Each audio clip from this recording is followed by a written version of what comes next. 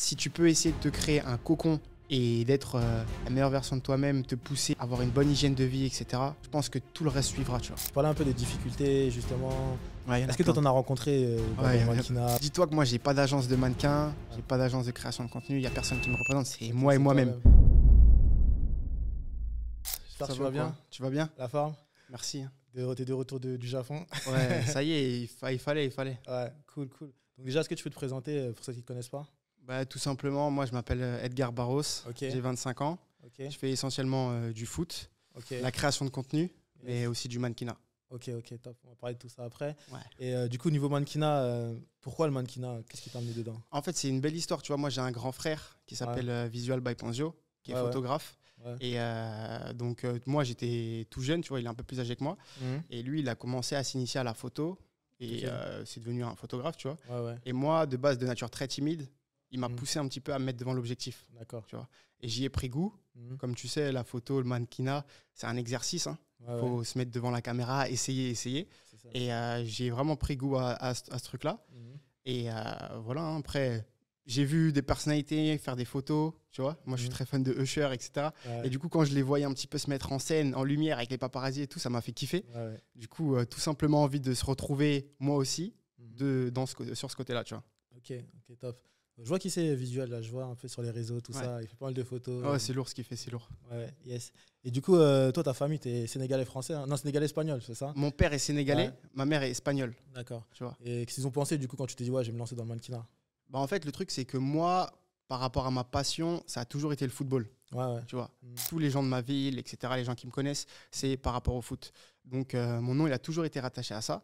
Mais voilà, au fur et à mesure, quand j'ai eu des projets qui sont apparus, des opportunités que j'ai saisies dans le mannequinat, que ce soit dans la photo ou de la création de contenu, mes parents, ils sont très ouverts, tu vois. Et je les remercie pour ça parce qu'ils m'ont toujours accompagné, ils m'ont toujours bien conseillé. Et ça leur a posé aucun problème. Au contraire, tu vois, après, on en parlera avec plus de détails, mais ils ont vraiment été bluffés et surpris, tu vois. C'est une nouvelle casquette encore qui apparaît. Donc, ouais, non, c'est top, ils m'accompagnent en tout cas. Ok, c'est cool. Et tu as commencé le mannequinat avant tout ce qui est créateur de contenu, tout ça, ou c'était après? En fait, tout s'est mélangé de base. Moi, ce que je faisais, c'était de la création de contenu. Tu vois. En fait, j'ai un ami qui s'appelle Just Riyad, qui lui a direct été devant. Voilà, il a commencé à faire des vidéos dans sa chambre. Il a commencé à atteindre une communauté de folie, tu vois. Et du coup, il avait besoin de ses amis pour que ce soit le filmer ou apparaître dans certaines vidéos. Tu vois. Du coup, forcément, c'est le visuel qui parle. Voilà. C'est un peu dans le même délire qu'avec Visual by Ponzio, il fallait se retrouver derrière la caméra, tu vois. Et ouais, non, j'ai commencé la création de contenu au début, mais tout s'est mélangé en même temps. En fait. C'est vrai que c'est un lien un peu quand même. Voilà. Et c'est surtout que moi, je suis très attiré par la mode. Donc, ma création de contenu est adaptée à la mode. Tu vois. Généralement, c'est avec des photos un peu lifestyle, etc. Et je sais, je suis pas quelqu'un de, entre guillemets, très drôle ou qui a envie de se montrer dans un délire humour. Tu vois. Du coup, j'ai orienté ça mode. Et forcément, ça a plu. Et j'ai pu faire du coup des shootings photos et plein de choses comme ça. Quoi. D'ailleurs, tu as pu travailler pour Puma, tu as fait Adidas, Levi's. Et tu peux parler un peu de ces... Bah, en vrai, genre, on y pense... Enfin, moi, j'y pense pas trop, tu vois. Mais c'est des grandes marques en vrai, tu vois. Des grandes marques, hein. Et c'est une fierté aussi pour moi de pouvoir travailler avec collaborer avec des enseignes comme celle-ci. Et en gros, Adidas... C'est une agence de communication de Manchester qui m'a contacté comme ça parce que je pense qu'ils m'ont repéré un petit peu sur les réseaux sociaux. Et il s'avère que ça a tout de suite accroché. Et il y a eu la campagne Adidas, c'était pour Dropstep. C'était une collaboration entre JD Sport et Adidas. Tu vois.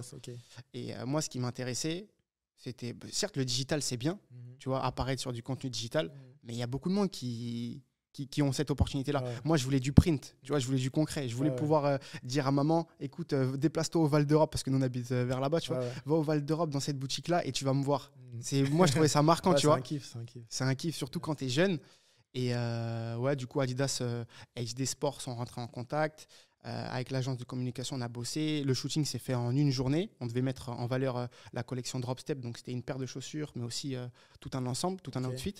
Et j'ai kiffé, une expérience de malade.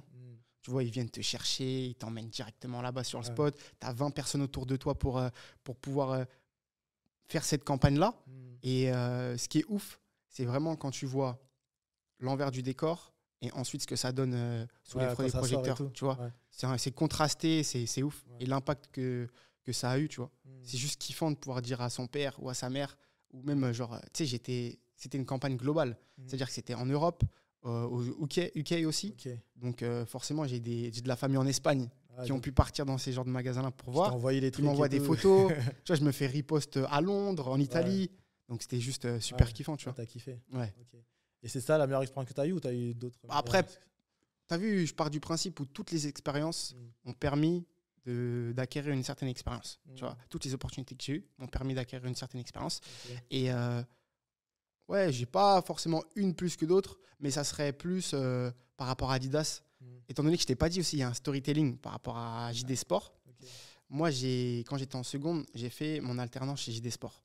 Tu vois, ça veut dire que j'ai eu un stage de plus de 2 mois à faire là-bas. Et du coup, j'ai rencontré des gens avec qui je bossais et tout, des collègues. Et 5 ans plus tard, je me retrouve... ces mêmes personnes-là qui sont restées chez JD Sport, c'est eux qui sont en train de mettre les panneaux publicitaires de moi, tu vois. Un truc de ouf, ouais. Et je recevais des messages d'eux. Et c'est vraiment ça, en fait. Moi, je suis quelqu'un... L'histoire, elle compte beaucoup. Le storytelling, pour moi, c'est important. Tu vois, et juste de me dire que j'étais là-bas il y a 5 ans et que c'est moi qui regardais ces mannequins. C'est moi qui faisais... qui remettais les cintres et les vêtements et tout. Et qu'aujourd'hui, je me retrouve là. Et je le voulais, tu vois. Et c'est juste ouf, tu vois. Donc, je pense que question de storytelling et en termes de marque, Adidas, c'est le plus fort de ce que j'ai fait, tu vois. Et j'en suis très fier. Et qu'est-ce que tu ressentais justement quand les mecs avec qui tu travaillais, ils t'envoyaient le truc et tout. Toi, justement, dans ta tête, tu te dis, ah ouais, putain, mais avant, c'était moi qui étais là, je mettais les cintres. Maintenant, c'est eux qui mettent. Moi, je suis très humble de base. Tu vois, je suis très terre à terre.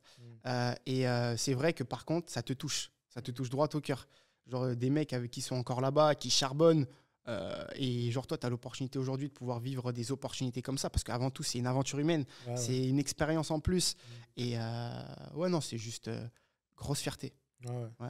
Mes parents, je pense aussi, ils ont mes parents, quand je vois ma mère qui m'envoie un selfie avec mon père, pareil, je vois mon daron, il est là, il part à JD Sport, il me dit c'est où t'es affiché, et après il tombe sur le magasin, il me voit, c'est juste ouf, tu vois. C'est ouf. Non, rien que d'en parler, ça me donne les frissons, parce que je sais que c'est des choses, et je sais qu'il y en aura pas mal encore, j'espère, tu vois, mais c'est des choses qui rendent fiers, et voilà, faut juste continuer, tu vois, pour vivre plus de moments comme ça. C'est ça. Et puis, c'est des trucs que tu te rappelles à la vie, tu vois. Ouais, c'est des souvenirs. Comme je t'ai dit, chacun marque son histoire à sa façon.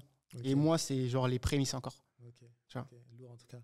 Et du coup, tu fais pas mal de contenu, en fait, créateur de contenu, tout ça. Tu étais au Japon il n'y a pas longtemps, au Mali, tout ça. C'est quoi vraiment que tu fais, justement, que tu veux apporter aux gens dans tout ça? Je pense que déjà, je pense que les valeurs humaines, tu vois, moi aujourd'hui, la chance, au début, je t'explique. Je créais du contenu et le contenu, il prenait pas forcément sur les réseaux sociaux, tu vois. Et j'étais en mode, purée, comment ça se fait que je partage du contenu de qualité, mais qui marche pas forcément? Quoi que tu faisais, c'est quoi tu partageais? C'était des photos un peu lifestyle, tu vois, mais c'est des photos prises tout le temps à l'appareil, avec des beaux outfits et tout. Tu vois, je fais des beaux gosses et tout. Mais je voyais qu'en finalement, c'est pas forcément ça il y avait pas forcément un intérêt, tu vois. Et j'ai réfléchi, je parlais avec des créatifs et tout. Et en vérité, il y avait pas de sens. Aujourd'hui, quand tu es sur les réseaux sociaux, il te faut du sens. Il faut que tu puisses apprendre quelque chose à la personne qui te regarde. On consomme tous les réseaux, on swipe tous, mais quand il y a quelque chose qui te marque, qui t'apprend quelque chose sur une nouvelle culture, quelque chose, tu t'arrêtes, tu consommes et tu passes à autre chose. Et du coup, c'est moi, en partant au Mali, tu vois, j'ai eu l'opportunité de partir là-bas, de faire 4 mois en Afrique, extraordinaire, de créer du contenu, et boum, ça a pris. C'est-à-dire qu'en moins de 2 mois, je prends 115 000 abonnés sur TikTok, mes abonnements Instagram, je vois, il y a plein de gens qui commencent à me DM, etc. Et c'est comme j'ai une lumière dans ma tête, tu vois. Je me dis, en fait, c'est ici. Il faut y aller. Il ne faut pas se poser de questions. Si c'est ici que ça a pété, donne-toi les moyens de pouvoir continuer. Et après, pourquoi ça a marché et pourquoi je suis content que ça a marché en Afrique? Parce que ça a permis d'ouvrir les yeux à beaucoup de monde. Voilà, de se dire que l'Afrique, c'est quand même un terrain où il y a pas mal de choses à faire, tu vois. Et souvent, on voit l'Europe comme l'Eldorado. Tandis que, justement, moi, je voulais essayer de faire changer les choses à ma façon, à mon humble échelle, de pouvoir montrer qu'en fait, en Afrique, tu peux faire des trucs de fou, créatifs, au niveau de la mode, la gastronomie, il y a plein de choses à faire, tu vois. Et donc, c'est vraiment ces valeurs humaines. Pourquoi ça a marché, je pense, pour moi là-bas? C'est parce que j'ai été authentique. Sur toutes les différentes expériences que j'ai vécues en Afrique, les opportunités que j'ai eues, je suis resté authentique et c'est ma personne qui a plu aux gens. C'est pour ça qu'aujourd'hui, il y a beaucoup de gens qui me reconnaissent dans la rue, genre des Maliens, etc., ou des Africains tout simplement, et qui me remercient d'avoir fait ce que j'ai fait. Mais pour moi, c'est normal, étant donné que c'est la personne que je suis, tu vois. Mais c'est juste ouf, et je suis content de pouvoir diffuser du contenu qui m'est propre. Et je trouve ça super important, tu vois, de ne pas me mentir, d'être là et de pouvoir continuer à créer, rigoler, à être moi-même. Et ce contenu, il plaît aux gens qui me regardent, mais à mes parents aussi, parce qu'il y a mes parents qui me suivent, il y a mes oncles, tout ça, tu vois. Et ces personnes-là, elles me reconnaissent dans le contenu que je crée.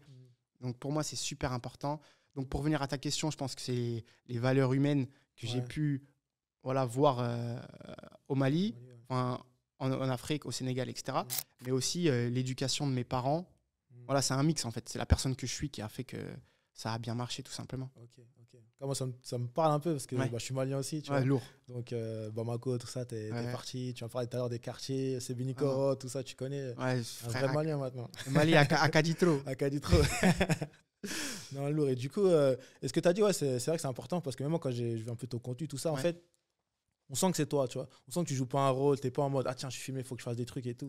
J'ai kiffé même avec le taximan, t'es là, tu joues un petit rôle avec lui, tu vois, des petits trucs, tout ça, quand t'étais dans la rue, tout ça. J'ai vu même tes montages. En fait, on sent que c'est toi, on sent que c'est ta personne. Même si on ne te connaît pas, en fait, on voit ton contenu, on te voit dans la vraie vie. On dit, mais en fait, c'est Baro, c'est vraiment lui. C'est authentique. Ouais, c'est ça. Tu vois, et c'est cette authenticité qui parle pour moi, en fait. Et ce qui est lourd, c'est que généralement, les gens, maintenant, quand ils me voient ici ou en Afrique, ce qu'ils me disent, c'est Edgar, t'es accessible, Baro, t'es accessible. Tu vois, mais je dis, mais écoute, moi, je suis personne, tu vois. Que ce soit Mbappé ou moi ou truc, on est tous pareils. Ouais, c'est ça. C'est juste un statut qui va changer. Pourquoi se la raconter par rapport à un statut? Tu vois, qu'est-ce qui va te différencier d'autres personnes? Donc, regarde, on va tous mourir un jour. Sois toi-même, chacun vit ses expériences. Si on peut s'entraider, on s'entraide. Et voilà le message, moi, que vraiment je veux diffuser, spécialement par rapport à l'Afrique. C'est une terre où on peut encore tout y faire. Tu vois, il y a des opportunités de malades qui vont s'y créer. Il faut juste avoir un regard là-bas. Et ça commence, hein, parce qu'il y a plein d'entrepreneurs qui ont compris que l'Afrique, c'était voilà, le futur Eldorado là-bas. C'était le futur Eldorado, tu vois. Et non, c'est juste incroyable. Ça. Et du coup, il y a pas longtemps, tu étais au Japon aussi. Donc c'est le contraste que tu as vu, tout ça. Est-ce que tu peux nous expliquer un peu déjà pourquoi le Japon et franchement, tu vois, je suis parti en Afrique, j'ai fait 4 mois. Donc voilà, on passe tout ce qui est pas lu, etc. Je me suis dit, je vais rentrer en Europe, voir ma famille, ça faisait longtemps. De base, je devais partir pour 3 semaines, tu vois. Donc ma mère, elle commençait à me manquer. Pareil, je lui manquais. Et au final, je me dis, mais attends, j'ai proposé quelque chose de lourd à ma communauté. Et je me suis dit, non, il faut que je réenchaîne, tu vois. Et là, je suis parti au Japon. Je décide d'une destination, donc j'appelle un pote à moi. Et je lui dis, écoute, est-ce que tu es chaud de m'accompagner au Japon? Comme ça, genre, tu vois, vraiment. Dans ma tête, j'étais persuadé qu'il allait me dire non. Il me dit, écoute, on y va. 2 semaines, on book, on prend les billets, on prend les hôtels, on arrive là-bas.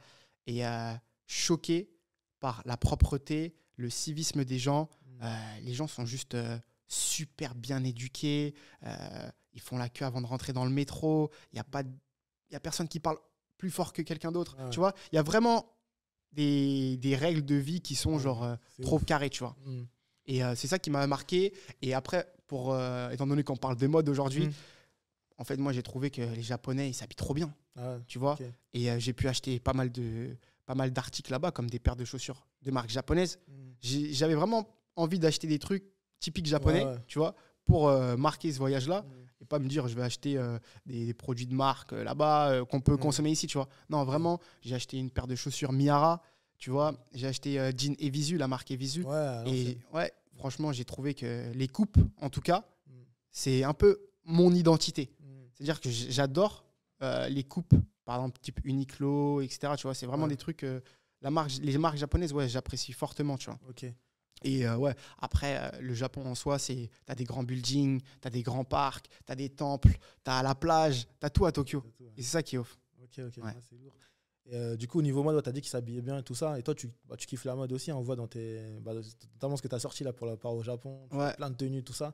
Et d'où c'est devenu cette passion pour la mode? Tu vois, forcément, qui dit photo, dit outfit, tenue. Tu es obligé de changer de tenue régulièrement.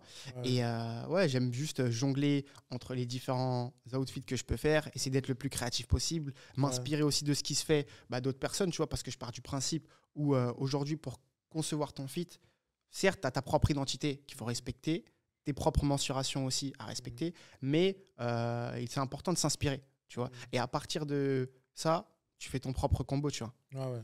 Et là-bas, j'ai vraiment pu aimer les différentes coupes japonaises.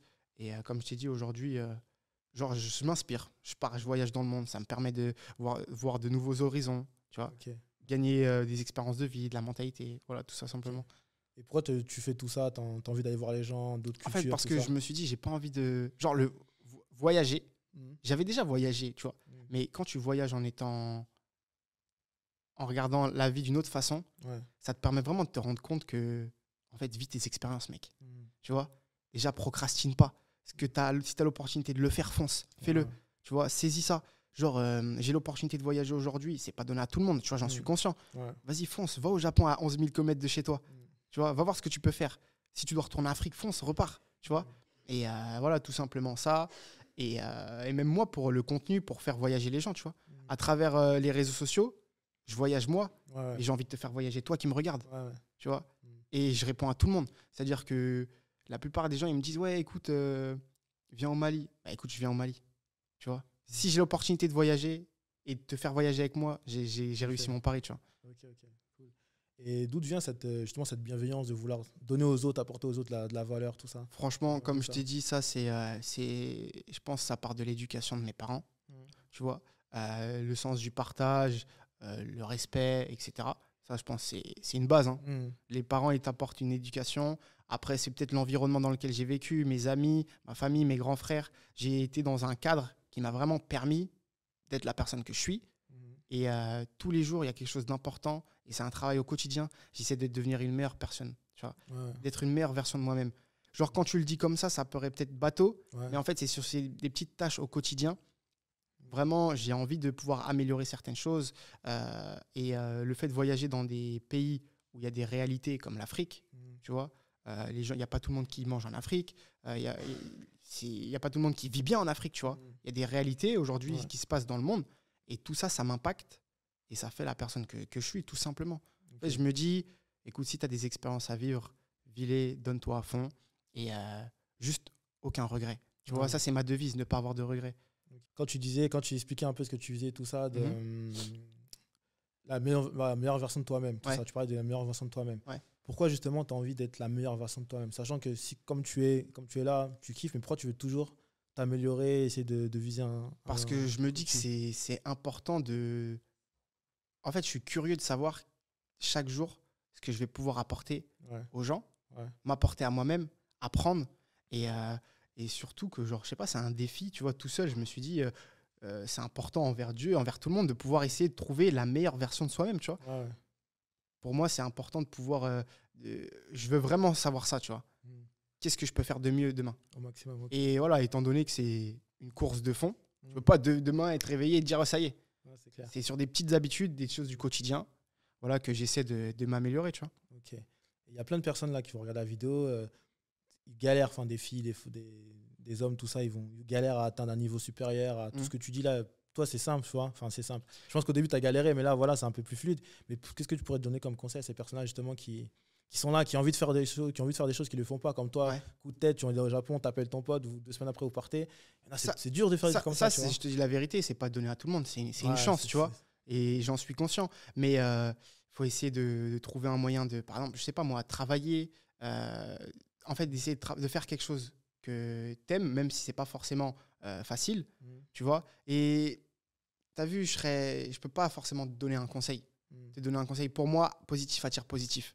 C'est-à-dire que si demain, tu essaies d'être une meilleure version de toi-même, genre à travers des choses simples, bien parler, être respectueux, arriver à l'heure, faire du sport, avoir une bonne hygiène de vie, tout ça, si tu arrives déjà à te consolider dans un mood pour essayer d'engranger une meilleure version de toi-même, c'est ça qui pourra peut-être t'aider. Tu vois, il y a des opportunités qui vont te tomber dessus. Moi, c'est, par exemple, par rapport à la mode, etc., ou au football, il y a des périodes creuses. Il y a des périodes où tu es dans le mal, tu vois. Moi, là, actuellement, je te parle, j'ai pas de club, tu vois. Mais ça veut pas dire que j'ai pas de club, que j'arrête le sport. Non, je me lève tous les matins à 7h, je vais courir. Et genre là, peut-être les gens ils vont rigoler en se disant, ouais, genre, il se lève à 7h. Vraiment, tu me suis, tu vas le voir. Ouais. À 7 heures, je vais courir 20 minutes. Je me douche, je vais à la salle de sport avec mes potes. Tu t'entretiens. Je m'entretiens, tu vois, parce que je sais qu'il y a une réalité et positif attire positif. Tu vois, tout se paye. Travail paye. C'est vraiment ma devise, tu vois. Donc, j'essaye de faire ça. Et par rapport à la mode, il y a plein d'opportunités, mais c'est compliqué aussi. Tu vois, il y a des réalités dans le monde de la mode, du mannequinat, auxquelles genre, je suis confronté et qu'il y a d'autres personnes qui sont confrontées, donc ça serait bien d'en parler.